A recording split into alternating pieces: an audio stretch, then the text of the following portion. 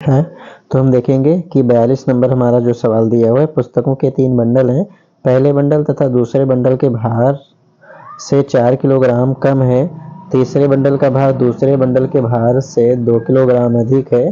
यदि पहले तथा तीसरे बंडलों का मिलाकर कुल भार 10 किलोग्राम है तो दूसरे बंडल का भार ज्ञात करो।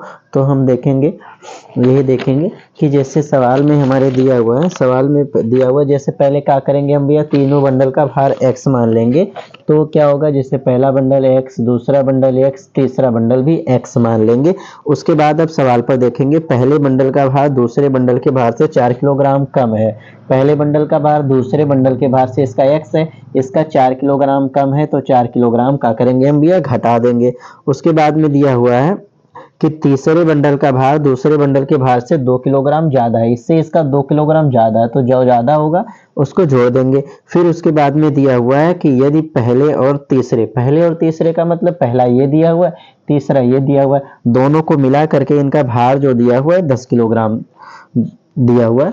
तो कितना, इसका x माइनस 4 उसका जोड़ लेंगे, x प्लस 2, इनका बराबर दिया हुआ है 10 किलोग्राम।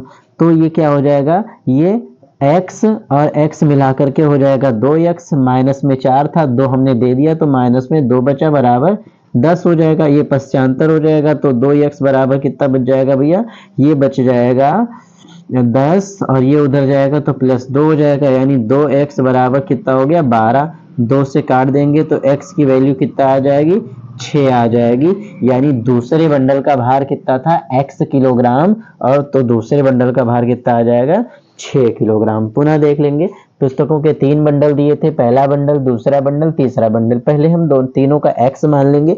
उसके बाद क्या कह रहा है कि पहले बंडल का भार जो है दूसरे बंडल के भार से 4 किलोग्राम कम है, तो 4 घटा देंगे। फिर कह रहा है तीसरे बंडल का जो भार दिया हुआ है वो दूसरे बंडल के भार से 4 किलोग्राम ज्यादा है, लेकिन अंत में कह रहा है कि केवल व केवल पहले और तीसरे बंडल का भार मिला करके ही 10 किलोग्राम है, तो दोनों को हम जोड़ लेंगे।